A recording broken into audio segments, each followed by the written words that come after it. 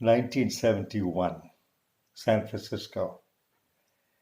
We lived in downtown, apartment on Sutter Street. By the way, when I first went to America in 71, our address was 830 Sutter Street and apartment 12. In the beginning, like first few weeks, maybe a couple of months, on the telephone, especially when I was giving my address, I would say 83 North Sutter Street, flat number 12. Come again, be the usual response from people. Then I realized that you don't say Sutter, you say Sir. And you don't say 83 North, you say 830. And you don't say flat, you say apartment. Well, you live and learn. But anyways, on 830 Sutter Street, we had an excellent manager. Nora was her name. I forgot her last name. And her husband, John. They were a very nice couple, and they used to run the place. He used to work somewhere else, and she used to kind of manage the place, collect rent, and the usual kind of take care of the complaints and pass it on to the owners and stuff. They were a very nice, amiable couple. And when they realized that we were foreign students, far, far away from home, here to go to school, they were impressed. They liked us. They invited us for lunch. It was very funny. One of my partners was a strict vegetarian, and a Brahmin is that. And Nora had made spaghetti and meatballs with some bread. And when I saw that, I said, Nora, is this meatballs? Because I was a little more exposed to these things than our friend was. She said, yeah, I hope you like them. I said, I don't mind, but he is a strict vegetarian. She said, oh, gee, I didn't realize that. What do we do? Oh, okay. She said, I know. I'll take the meatballs out. Then he can have the gravy, right? I don't think so. But anyway, he ate spaghetti dry and some bread and all that, and salad, of course. But anyways, then we invited them at our apartment on a Sunday, coming Sunday or a couple of weeks later.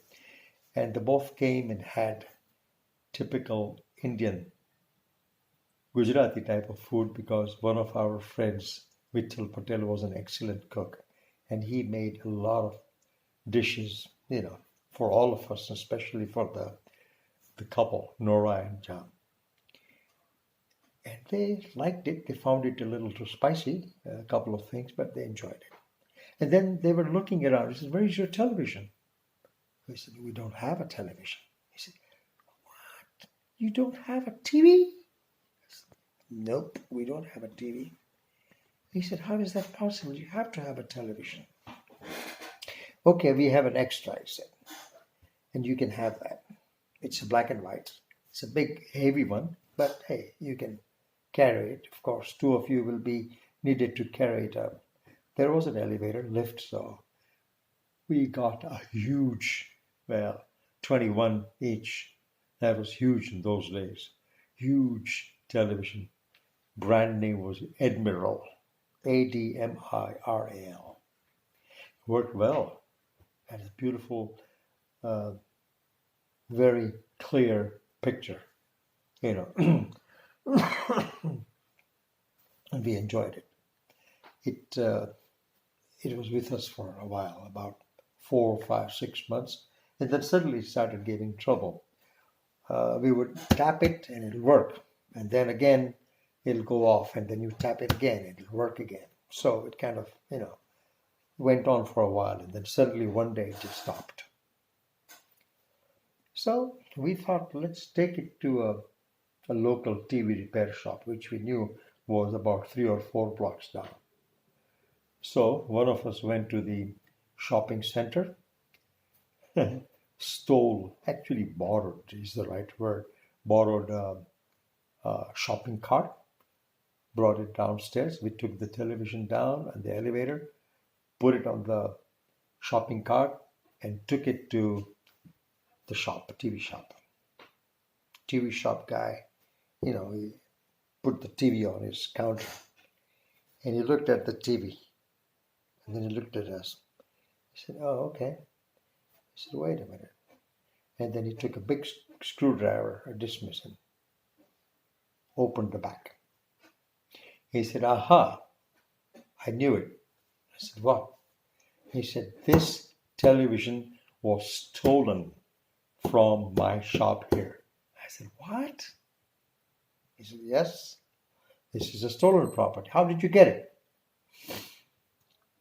Scared the hell out of us. This could mean deportation. This could mean anything. Well, I said, "We were given it. Somebody gave it to us." He said, "Who gave it to you?" Then, we talked about everything.